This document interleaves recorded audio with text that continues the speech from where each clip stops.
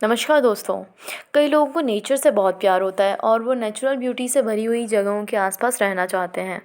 हमारे आसपास कई तरह की जगहें मौजूद हैं। इनमें से कुछ जगहों पर जाने पर काफ़ी सुकून मिलता है, तो वहीं कई इतनी रहस्यमयी और डरावनी हैं कि वहाँ जाने से लोगों की रूह कांपती है। रोमानिया का ट्रांसइल्वेनिया प्रांत भी ऐसी ही जगह है जहाँ जाने से लोग कतराते हैं। ट्रांसइल्वेनिया में कई ऐसी अजीबोगरीब घटनाएं हुई हैं जो लोगों को डराने के लिए काफ़ी है। हो या बेसियो ट्रांसइल्वेनिया प्रांत के क्लुज काउंटी में बसा ऐसा जंगल जहाँ जाने के बाद कोई वापस नहीं आता। इसे दुनिया के सबसे डरावने जंगलों में से एक माना जाता है। जी हाँ दोस्तों, यह जंगल बहुत ही डरावना है। इस जंगल में होने वाली अजीबोगरीब घटनाओं की वजह से इसे ट्रांसइल्वेनिया का बर्मुडा ट्रायंगल कहा जाता है। यह लगभग 700 एकड़ में फैला हुआ है। इस जंगल के अंदर जाने के बाद सैकड़ों लोग रहस्यमयी ढंग से लापता हो गए हैं, जिनका अभी तक कोई सुराग नहीं मिल पाया है। इस जंगल को लोग यूएफओ और भूत प्रेतों से भी जोड़कर देखते हैं। इस जंगल को लेकर लोगों का इंटरेस्ट तब जागा जब एक चरवाहा इस क्षेत्र में लापता हो गया था। लोगों का कहना है कि वो आदमी जंगल में जाते ही गायब हो गया था। कुछ साल पहले एक शख्स ने इस जंगल में यूएफओ देखने का दावा किया था। इसके अलावा यहाँ घूमने आने वाले कुछ टूरिस्ट ने भी यहाँ कुछ पैरानैचुरल चीज़ें देखने का जिक्र किया है। जी हाँ दोस्तों, ये जंगल काफ़ी डरावना माना गया है और जिस हिसाब से यहाँ पे पैरानैचुरल एक्टिविटीज़ देखी गई हैं, तो लोगों का कहना है कि इस जंगल में बहुत अजीबोगरीब घटनाएं होती रहती हैं। तो हमारे चौथे नंबर पर हमारा आता है कॉन्गो रेन फॉरेस्ट। दुनिया में एक से बड़े एक जंगल हैं जहाँ हज़ारों पेड़ पौधे और जीव जंतु रहते हैं। कुछ ऐसा ही है कॉन्गो का वर्षा वन। यह मध्य अफ्रीका में स्थित है और इसका ज़्यादातर हिस्सा कॉन्गो देश में फैला हुआ है। 23 लाख वर्ग किलोमीटर से भी अधिक क्षेत्र में फैला यह जंगल भी इतना डरावना है और इतना बड़ा है कि यह 6 देशों में फैला हुआ है। कॉन्गो के जंगल को वर्षा वन इसलिए कहा जाता है क्योंकि यहाँ अधिकतर समय बारिश होती है और खूब होती है। कहते हैं कि इस जंगल में कई हिस्से ऐसे भी हैं जहाँ इंसान भी आज तक नहीं पहुँच पाया है। यहाँ तक कि जंगल में रहने वाले लोग भी पूरा जंगल नहीं घूम पाए होंगे। यह जंगल इतना बड़ा है कि कई जगहों पर तो सूर्य की रोशनी भी ज़मीन तक नहीं पहुँच पाई है। आपको जानकर हैरानी होगी कि इस जंगल में एक दो नहीं बल्कि 5 नेशनल पार्क है। जी हाँ दोस्तों, जिन्हें संयुक्त राष्ट्र द्वारा विश्व धरोहर का दर्जा प्राप्त है। जैसे अमेज़न के जंगलों के बीच अमेज़न नदी निकलती है, ठीक वैसे ही इस जंगल के बीच कॉन्गो नदी निकलती है, जिसकी लंबाई करीब 4700 किलोमीटर है। यह अफ्रीका की दूसरी सबसे लंबी नदी जबकि दुनिया की सबसे गहरी नदी है। यह एंगोला, बुरुंडी, कॉमन, तंजानिया और ज़ाम्बिया जैसे कई देशों से होकर गुजरती है।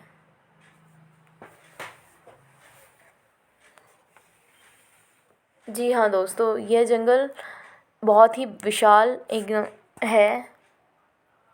अगर वीडियो अच्छी लगी हो तो चैनल को सब्सक्राइब करना दोस्तों, वीडियो को लाइक करना और शेयर करना। तीसरे नंबर पे आता है हमारा ब्लैक फॉरेस्ट। वन में ज़्यादातर चीड़ और देवदार के वृक्ष होते हैं, जिनमें से कुछ को वाणिज्यिक मोनोकल्चर एकल उपज से उगाया जाता है। अन्य वनाच्छित क्षेत्रों के समान ही ब्लैक फॉरेस्ट के कुछ क्षेत्रों में भी लकड़ी का अत्यधिक कटाई के कारण नष्ट हो चुके हैं। लकड़ी कटाई और भूमि उपयोग में परिवर्तनों के कारण यह वन अपने मूल आकार का एक अंश मात्र बचा है। स्टॉर्म लॉथर ने 1999 में पहाड़ों की चोटियों के सैकड़ों एकड़ क्षेत्र से वृक्षों की कटाई की थी। इसके कारण कुछ ऊंची चोटियां और मनोरम पहाड़ लगभग नग्न हो चुके हैं, जहां केवल कुछ घास फूस और छोटे देवदार वृक्ष ही बचे हैं। पर्यटन यहाँ का मुख्य उपयोग है। कई स्मारकों और शहरों के अलावा लंबी दूरी के कई पैदल रास्ते भी ब्लैक फॉरेस्ट से होकर गुज़रते हैं, जिनमें से कई को पहली बार बनाया गया है।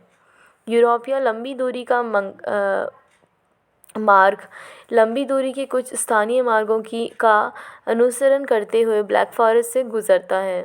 दिन में चलने के लिए उपयुक्त कई छोटे रास्तों के अतिरिक्त वहाँ माउंट बाइकिंग तथा क्रॉस कंट्री स्काइंग के रास्ते भी मौजूद हैं। इन मार्गों की कुल लंबाई लगभग 23,000 किलोमीटर है, जिनकी देखरेख ब्लैक फॉरेस्ट सोसाइटी नामक एक स्वैच्छिक संस्था द्वारा की जाती है। इस संस्था में लगभग 90,000 सदस्य हैं। यूरोपीय वन क्षेत्र के सामान्य वन्य जीवन के अतिरिक्त ब्लैक फॉरेस्ट में कई प्रकार के पशुओं को देखा जाता है। दूसरे नंबर पे आता है हमारा ओकिगारा रेन फॉरेस्ट। जी हाँ, ओकिगारा रेन फॉरेस्ट जापान में उपस्थित है। चेतावनी भरे शब्द आपको पढ़ने को मिलेंगे जापान के ओकिगारा जंगल के प्रवेश करने पर। इस जंगल को पूरी दुनिया में सुसाइड फॉरेस्ट के नाम से भी जाना जाता है। अगर आपको अपने पहले इसके बारे में नहीं सुना तो बता दें कि यह हरा भरा सुंदर दिखने वाला जंगल मॉर्निंग वॉक के लिए नहीं बल्कि इससे कुछ जुड़ी डरावनी कहानियों के लिए जाना जाता है। ये दुनिया के सबसे पॉपुलर सुसाइड प्लेस में दूसरे नंबर पर है। इस जंगल की दूरी जापान की राजधानी टोक्यो से महज 2 घंटे की है।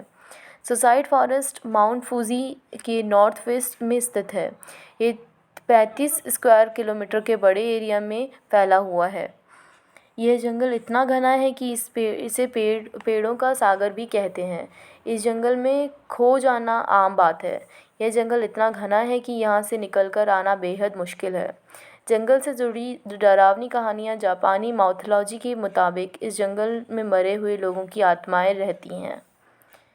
ऑफिशियल रिकॉर्ड्स की माने तो यह जंगल 2003 से करीब 105 डेड बॉडीज़ खोजी जा चुकी हैं। इनमें से ज़्यादातर बुरी तरह सड़ चुकी हैं, कुछ को जानवरों ने खा डाला है। जापान के धार्मिक लोगों का मानना है कि इस जंगल में हुई आत्महत्याओं की वजह से ये पैरानॉर्मल एक्टिविटीज़ होने लगी हैं। सबसे बड़ी दिक्कत यह है कि यहाँ कोई भी मॉडर्न टेक्नोलॉजी जैसी कंपास, मोबाइल फ़ोन वगैरह काम नहीं करता। जी हाँ दोस्तों, नंबर 1 पे आता है हमारा अमेज़न रेन फॉरेस्ट। अमेज़न का जंगल दुनिया के सबसे बड़ा रेन फॉरेस्ट है। दुनिया का 20% ऑक्सीजन यहीं से आती है, इसलिए इसे पृथ्वी का फेफड़ा भी कहते हैं। यह जंगल 2.1 मिलियन वर्ग मील में फैला हुआ है। दक्षिणी अमेरिका से ब्राज़ील तक फैले इस जंगल के बारे में कहा जाता है कि अगर ये कोई देश होता तो दुनिया का 9वां सबसे बड़ा देश होता। अमेज़न के जंगल को एक तरफ दुनिया का सबसे खतरनाक जंगल भी कहा जाता है तो दूसरी तरफ सबसे सुंदर। एक तरफ से खतरनाक जानवरों के लिए जाना जाता है तो दूसरी तरफ इससे मिलने वाली साफ़ पानी के लिए। माना जाता है कि यहाँ बायोडाइवर्सिटी का भंडार है। लेड्स यूनिवर्सिटी ने साल 2017 में एक रिसर्च की थी।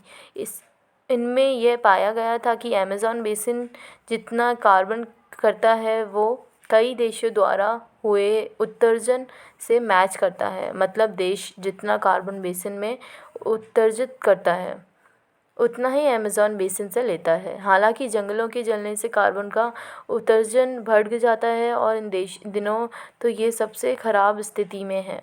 वैज्ञानिक कॉलर स्नोवर और थॉमस लेविस अपने रिसर्च में बताया कि जिस तरीके से अमेज़न के जंगलों को काटा जा रहा है वह दुनिया के सबसे बड़े जंगलों में से सबसे बड़े सावन वृक्ष क्षेत्र में बदल सकता है। बता दें कि सावन क्षेत्र में छोटे छोटे पौधों के साथ घास का जंगल होता है। इससे क्षेत्र की इकोलॉजी भी बदल सकती है। नेशनल ज्योग्राफिक की रिपोर्ट के मुताबिक अमेज़न रेन फॉरेस्ट का असर सिर्फ क्षेत्रीय वाटर साइकिल पर नहीं बल्कि इसका असर ग्लोबल स्केल पर होता है। अमेज़न के जंगलों में जिस तरह बारिश होती है वह क्षेत्रों से होते हुए पहाड़ों के कोन तक पहुंचती है। थैंक यू दोस्तों, ये वीडियो देखने के लिए। चैनल सब्सक्राइब करना, वीडियो को लाइक